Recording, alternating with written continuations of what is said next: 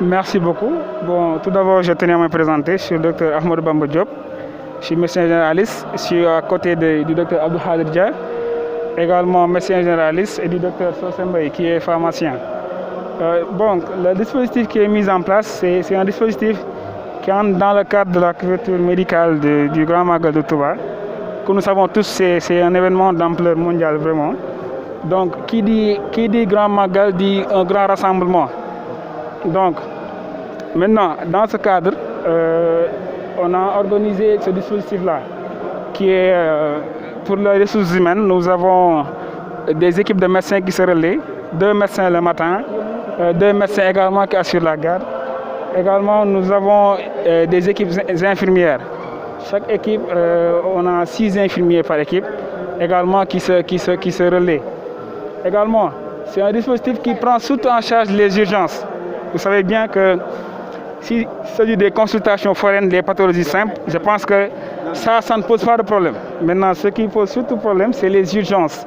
Donc, tout a été mis en place pour bien gérer les urgences, donc avec les produits d'urgence et les produits d'urgence plutôt, et également tout le matériel d'urgence, de pointe vraiment, pour bien juguler vraiment les urgences.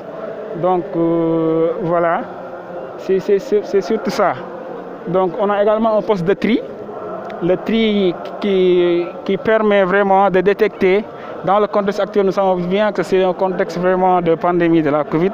Donc, le système triage nous permet vraiment de dépister très tôt les cas suspects et de les isoler. Voilà. Donc, c'est ça en gros. Voilà. Waaw salaamaaleykum, maa ngi nuyu ñëpp. Man maa ngi tudd docteur Ahmadou Bamba Diop di médecin généraliste. maa ngi den ak sama naataango docteur Abdou Khadir Dia di médecin généraliste moom tamit ak sama naataango pharmacien docteur Socé Mbaye.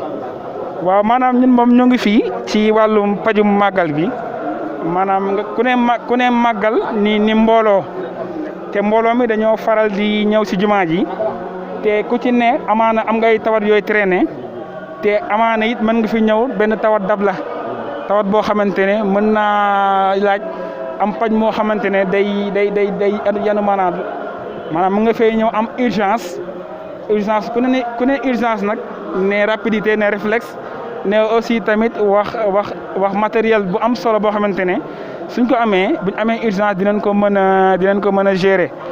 léegi nag équipe yi ni mu tëddoo mooy équipe bi ay médecins yu bari lañ waaw du ñun ñi kese ñoo fa nekk médecin ay équipe la équipe yi dina am 2 médecins ak 6 infirmiers ñun ñooy relayante ñii suba si ñii guddi gi noonu lañ koy doxalee. léegi nag ku ne jamono ji ku ne xam ne si jamono mbas lañ nekk jamonoy mbas dafay laaj tamit ñu adapté wu ci mbas mi waaw ndax léegi ni ngay adapté woo mooy da ngay def système de triage. malade bu ñëw day jaar ci poste de triage ñu trier ko laaj ko ay signes am soo amee ay signes les signes les signes les signes de la Covid ñu mën koo teel a isolé teel a def yi nga xamante ne nii moom moo war waaw. li ci des nag mooy li ci ëpp solo mooy urgence yi ndax nit mën na fee ñu am crise d'asthme nit mën si fee ñu am arrêt cardiaque léegi nag pour arrêt cardiaque bi. am nañ di naan défibrillateur semi-automatique nga xamante ne loolu àdduna wërngal képp foofu dem barab boo dem day am défibrillateur ndax loolu moom lay permettre boo amee arrêt cardiaque nga mën ko gaaw a gérer pour asthme yi également lépp matériel yaa ngi fii nébulisateur yi lépp ñu ngi fii nga xamante ne urgence bu ñu fi am surtout les urgences médicales dinañ ko mën a gérer sur place bu jaree transfert également ambulance yaa ngi fii ñu transférer ko si nécessaire. Permettez-nous aussi de revenir sur le français, faire le point depuis le début de votre déploiement dans la ville sainte, pour ce qui concerne les cas de la pandémie. Où est-ce que vous en êtes? Qu'est-ce qu'on pourrait en retenir? Voilà, moi je travaille à Touba. Moi je suis un médecin dans une clinique de la place. La pandémie, depuis le début de la pandémie, je suis là en tant que médecin. Donc c'est une situation qu'on a vécue depuis le début. Au tout début, c'était vraiment difficile. Vraiment, parce qu'on voyait souvent des cas. On ne pouvait pas rester un jour sans voir de cas. Mais maintenant, nous avons vu une nette baisse des cas à Touba. Maintenant, ça ne veut pas dire qu'on va se relâcher vraiment.